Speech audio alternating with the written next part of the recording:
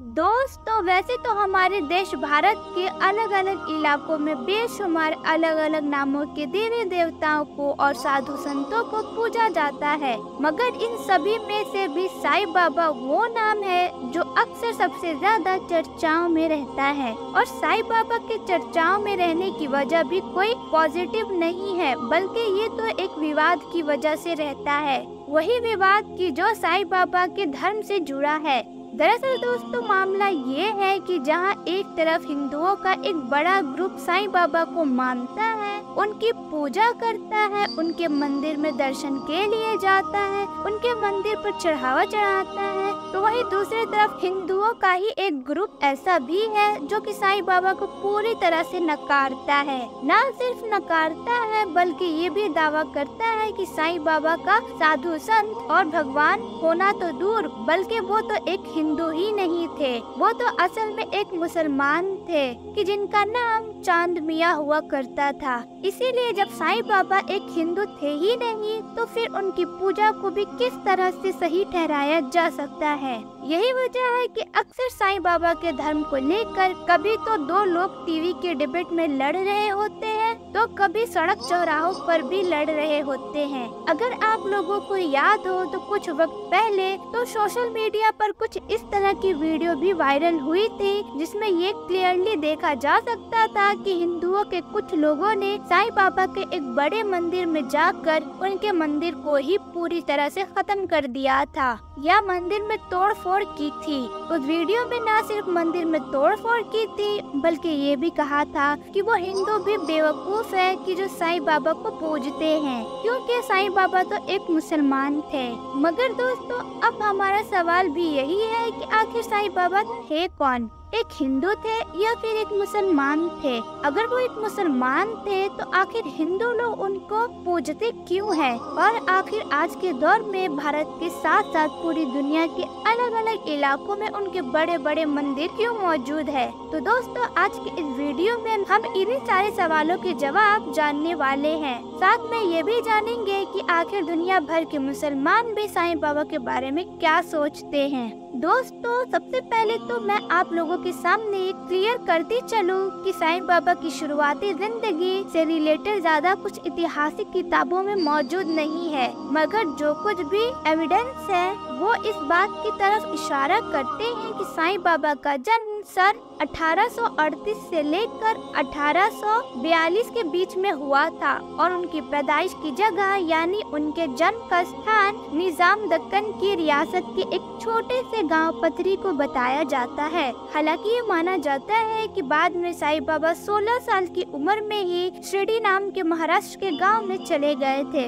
और वहां पर एक नीम का पेड़ था, उसके नीचे ही बैठा करते थे। उस इलाके से जो इंसान भी गुजरता था वो इनको इसी पेड़ के नीचे हमेशा इबादत की हालत में देखा करता था। एक लंबे वक्त तक उस पेड़ के नीचे रहने के बाद आखिरकार उन्होंने अपना ठिकाना छोड़ा और पास ही में मौजूद जंगल में चले गए। जंगल में भी कुछ वक्त गुजारने के बाद वो वापस आए, मगर इस बार उनका जो ठिकाना बना वो दरअसल एक मस्जिद थी, एक ऐसी मस्जिद की जिसको वो द्वारिका माई कहा करते थे। ये माना जाता है कि यहाँ पर रहने के दौरान साईं बाबा न सिर्फ नमाज अदा किया करते थे बल्कि वक्त वक्त पर कुरान भी पढ़ा करते थे। साईं बाबा अक्सर हम्द और नात गुनगुनाया करते थे और बेखुदी के आलम में झूमा करते थे। इसके अलावा उनको कव्वाली और फातिहा जैसी चीजों का भी खूब शौक था। इंटरेस्टिंग बात ये है कि उस दौर में भी साईं बाबा को जो लोग माना करते थे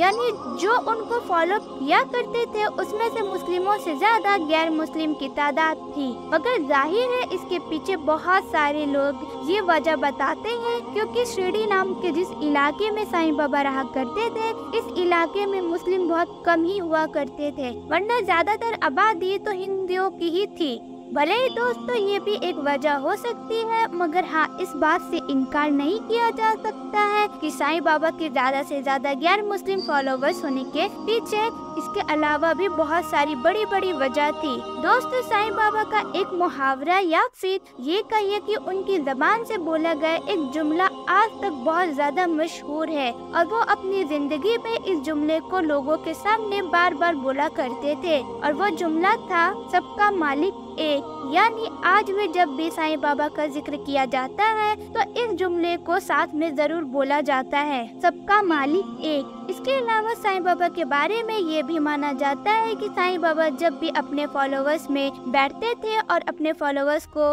नसीहत दिया करते थे तो न सिर्फ कुरान की बहुत सारी आयतों से बहुत सारी चीजें बताया करते थे, बल्कि हिंदू धर्म की किताबों से भी वो सारी चीजें बताया करते थे कि जिससे हिंदू लोग नसीहत हासिल कर सके। फिलहाल दोस्तों, अक्टूबर 1918 में साईं बाबा हमारी इस दुनिया से हमेशा हमेशा के लिए चले गए थे। उनके इंतकाल के बाद उनको मुस्लिम रीति रिवाजों के साथ उस मस्जिद में मिली हुई दीवार के पास ही दफन किया गया था कि जिस मस्जिद में उन्होंने अपनी जिंदगी ज्यादातर गुजारी थी। आपको जान तो शायद हैरानी होगी कि मुसलमानों का भी एक छोटा सा ग्रुप के जो साईं बाबा में यकीन रखता है और वो साईं बाबा को मानता है। उनका तो ये दावा है कि साईं बाबा तो अपने फॉलोअर्स को तौहीद का दर्स दिया करते थे, यानी साईं बाबा भी एक तौहीद परस्त थे। मगर बाद में जब उनका इंतकाल हो गया तो क्योंकि जाहिर है उनके फॉलोअर्स में ज्यादातर तादाद हिंदुओं की थी और जिस इलाके में वो रहा करते थे वो भी एक हिंदू का ही गांव था और मुसलमान वहां पर कम रहा करते थे, तो इसीलिए धीरे धीरे उनकी तलीमात को बदल दिया गया। और क्योंकि उनकी जिंदगी में ही उनके ठिकाने के बाहर उनसे दुआ लेने वालों की एक लंबी कतार लगी रहती थी, वही कतार उनके इंतकाल के बाद उनकी कब्र पर भी लगी रही और फिर धीरे धीरे उन लोगों ने उनकी इबादत भी शुरू कर दी और बाद में मंदिरों का भी चलन शुरू हो गया। मगर दोस्तों, इसके उलट बहुत सारे मुसलमान ऐसे हैं जो साईं बाबा को मुस्लिम मानते ही नहीं हैं, क्योंकि उनका ये कहना है कि भले ही ये मान लिया जाए कि साईं बाबा एक मुस्लिम फैमिली में पैदा हुए थे, मुस्लिम लिबास में और मुस्लिम तौर तरीके से उन्होंने अपनी पूरी जिंदगी गुजारी थी और बाद में उनको मुस्लिम रीति रिवाज के साथ दफन भी किया गया था, मगर फिर भी उन्होंने जिंदगी में कुछ ऐसे काम किए थे कि जिसकी वजह से शायद उनको एक मुसलमान कंसीडर किया ही नहीं जा सकता है, बल्कि वो तो अपने जिंदगी में ही एक कंप्लीट हिंदू बन चुके थे।